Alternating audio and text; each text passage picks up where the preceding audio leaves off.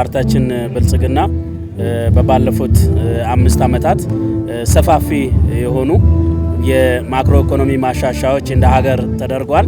እነዚህ የተደረጉ ሀገራዊ የሆኑ ማክሮ ኢኮኖሚ ማሻሻያዎች ወደ አካባቢ ተጨባጭ ሁኔታ በመለወጥ አርሶ አደሮቻችንንና ህዝባችንን ለመለወጥ ሰፊ ስራዎችን ሰርተናል።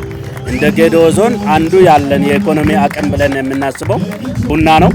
ቡና ላይ ከዚህ በፊት ተለምዶ በማይታወቅ መንገድ ቡናን በክላስተር በማልማት እንዲሁም የነበረውን የምርታማነትንም ሂደት ኦልሞስት ከ6 ኩንታል ፐር ሄክታር ከነበረበት ኦን አቨሬጅ ወደ 11.9 ኩንታል ማድረስ የተቻለበት ነው። ከዚህ ጋር ተያይዞ አርሶ አደራችንም ላይ ደግሞ ወደ 20 ኩንታል ፐር ሄክታር እንዲያገኙ ይሄ በባለፉት 5 አመታት ሲሪየስሊ አቋም ተወስዶ ከተሰሩ ስራዎች አንዱ ነው ማለት ነው። ከዚህ ጋር ተያይዞ በተጨማሪ እንደ ሀገር የተቀመጠው ሀገራችን ኢትዮጵያ ከተረጅነት ወደ ምርታማነት ፕሮግራም ላውንች ካደረገች በኋላ እንደ አካባቢያችን ያለውን አካባቢያዊ ነባራዊ ሁኔታ በመለየት አንዱ በአካባቢያችን ላይ ትልቁ አርሶ አደራችን ዲፔንድ የሚሆነው የእንሰት ምርት ላይ ነው። ሶ የእንሰት ምርት ለንጊዜ ፕሮዳክሽን ፔሪድ ከነበረበት በአጭር ጊዜ ውስጥ ምርትና ምርታማነትን በማሻሻልና የምርት መስጠት ጊዜውንም በማሳጠር በዞናችን በከፍተኛ ሁኔታ በራሳችን ደረጃ 100 የእንሰት ችግኝ ለአንድ አርሶ አደር የምር የራሳችን የሆነ ኢኒሼቲቭ ወስደን በዚህ ላይ መሰረታዊ ለውጥ አምጥተናል ማለት ነው። በባለፉት 5 አመታት ብቻ ከ150 ሚሊዮን በላይ የእንሰት ችግኝ በዚህ በአዲስ ኢኒሼቲቭ መትከል ችለናል ማለት ነው። ይሄ በሀገር ደረጃ የሚቀመጡ ፖሊሲና ዳይሬክሽኖች በአካባቢ ደረጃ በተጨባጭ ሲለወጡ የሚመጣውን ሁለንተናዊ እድገት የሚያሳይ ነው የሚሆነው።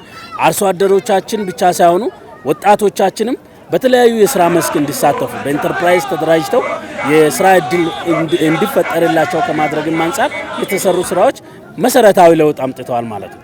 በባለፉት ጥቂት አመታት ብቻ እንደ ዞናችንም የውጪ የስራ ስምሪት እድል አግኝተን ከ1200 በላይ ወጣቶችን ወደ ውጪ ፓርቲኩላርሊ ሴቶችን ወደ ውጪ መላክ ችለናል ማለት ነው። ይሄ ከዚህ ቀደም ያልነበረና ያልተለመደ ነው ብሎ መውሰድ ይቻላል።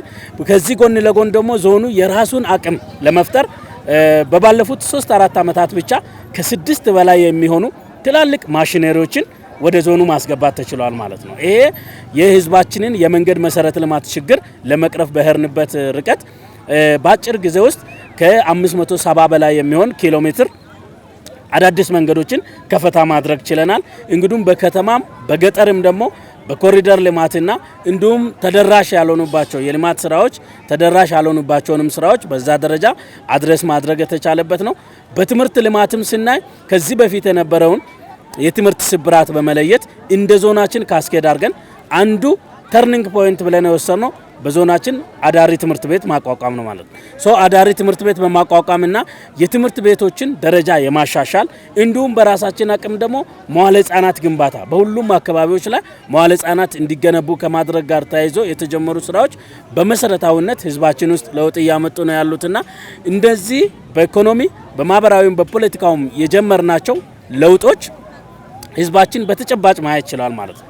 ሶ በቀጣይ ደግሞ አጠቃላይ ፎከስ አድርገን እንሰራለን ብለን ከምናስባቸው አንዱ ብልጽግና እናረጋግጣለን የምንለው ብልጽግና ሁለንተናዊ ብልጽግና ነው።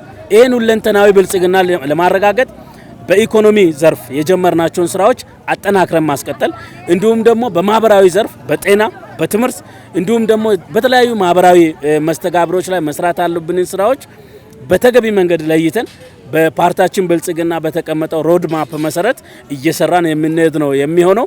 እንደ ዞናችንም ከዚህ በፊት የነበረውን በማህበረሰባችን ውስጥ የነበረውን የላላ ግንኙነት የበለጠ ስትሮንግ እንዲሆንና የጠነከረ እንዲሆን የማድረግም ስራ በአንድነት ምዕራፍ የጀመርናቸው ስራዎች በህዝባችን ዘንድ መሰረታዊ ለውጥ አምጥቷል ማለት ነው። ሶ ያንን መነሻ በማድረግ አሁን ያለውን አጠቃላይ ሁኔታ ዛሬም በይርጋ ጨፌ ከተማ ዞናዊ የድጋፍ ሰልፍ ነው ያደረግነው። በዚህ ላይ ወጣቱ ባለሀብቱ መላው የዞናችን ህዝብ በጋራ በነቂስ በመውጣት ለፓርቲያችን ብልጽግና ያለውን ውግንና መግለጽ የቻለበት ነው። ይሄን እንዲገልጽ ያደረገው 2013 ላይ ብልጽግና ብዙም ሳንረዳ እንኳን ድምጽ የሰጠን ሰዎች አሁን ደግሞ ባለፉት 5 አመታት በተሰሩ ስራዎች በመሰረታዊነት ብልጽግና የሰራውን ስራ በተጨባጭ ማየት ችለናል የሚለውን በተጨባጭ ህዝባችን ማረጋገጥ የቻለበት በመሆኑ ይሄንን ወስደን እኛም በቀጣይ ህዝባችንን ሊጠቅሙ እና የህዝባችንን ኑሮ ሊያሻሽሉ የሚችሉ ነገሮች ላይ ፎከስ አድርገን የምንሰራበት ይሆናል ማለት ነው። በከተማችን ለምትኖሩ ለከተማ ነዋሪዎች እንዲሁም ለመላው ለብልጽግና ፓርቲ አባላት እንዲሁም ደጋፊዎች ብልጽግና ፓርቲ በተጨባጭ ያመጣውን ለውጥ በማየት እንዲሁም በቀጣይም ደግሞ ሀገራችን ኢትዮጵያ ተምሳሌታዊ ሀገር እንድትሆን እየሰራ ያለው ስራ በተጨባጭ ለውጥ እያመጣ መሆኑን በማወቅ ይህንን በመገንዘብ ብልጽግናን እንዲመርጡ ብልጽግናን መምረጥ ሀገራችንን ኢትዮጵያ የማስቀጠል ጉዳይ ነው ብሎ ህዝባችን አምኖ ብልጽግናን እንዲመርጥ በዚሁ አጋጣሚ ጥሬን ለማስተላለፍ ነው። አመሰግናለሁ።